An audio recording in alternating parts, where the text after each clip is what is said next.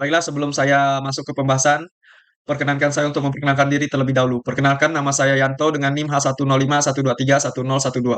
Pada kesempatan kali ini, saya akan menjelaskan terkait website yang sudah saya rancang, yang akan berfokus pada penjelasan PHP dan juga dalam menghubungkannya dengan database.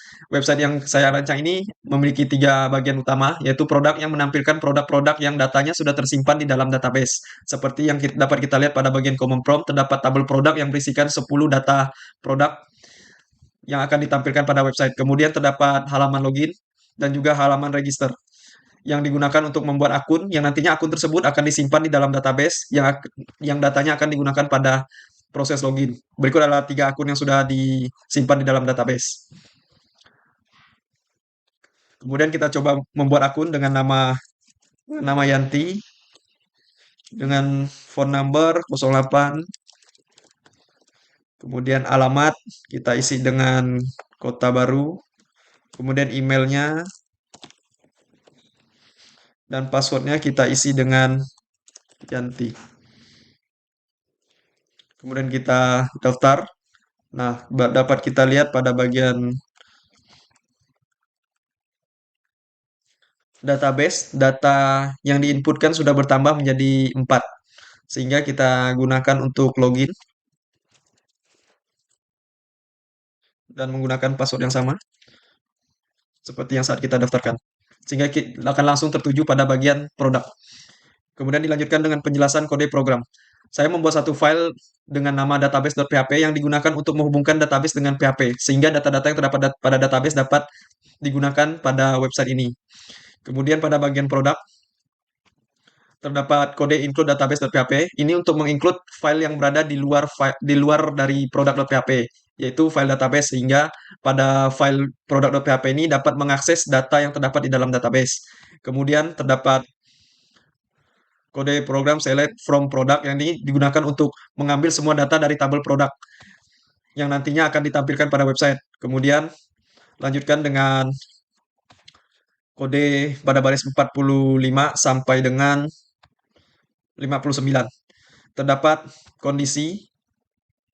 terdapat perulangan for dalam kurung dolar kategori. Yang ini berperan sebagai perulangan yang digunakan untuk menampilkan data produk yang sudah disimpan dalam array produk.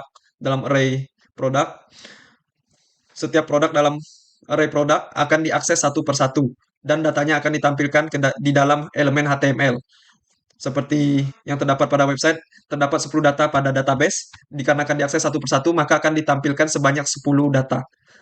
Ini menyebabkan data produk yang ditampilkan ini bersifat dinamis, menyesuaikan dengan data yang tersimpan di dalam database. Kemudian kita lanjutkan pada bagian register. Itu terdapat if $server request method sama dengan post. Kode ini digunakan untuk memeriksa apakah permintaan HTTP yang diterima dalam metode post.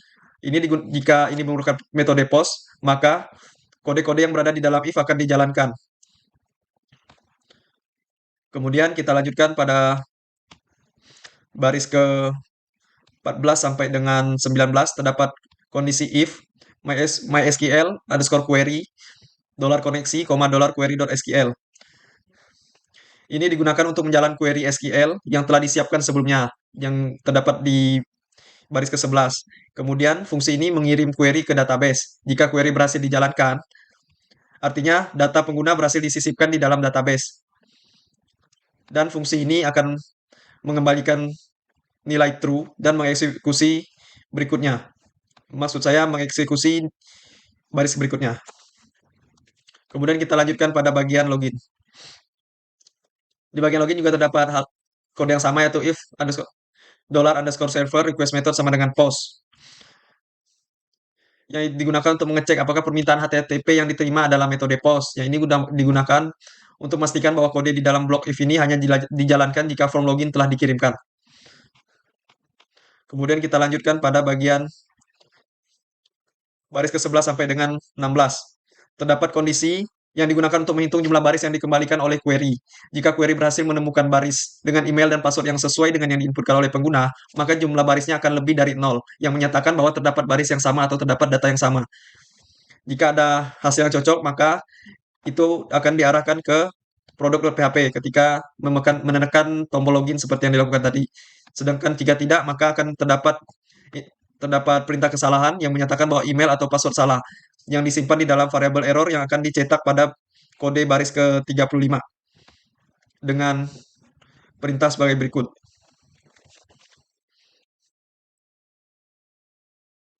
Adapun WC ini bekerja dengan menampilkan semua produk yang terdapat di database, kemudian menyimpan data yang dituliskan di bagian pembuatan akun, yang nantinya data tersebut akan digunakan pada halaman login. Sekian penjelasan dari saya. Apabila terdapat kesalahan kata atau kekurangan dalam penyampaian, saya mohon maaf. Sekian, terima kasih.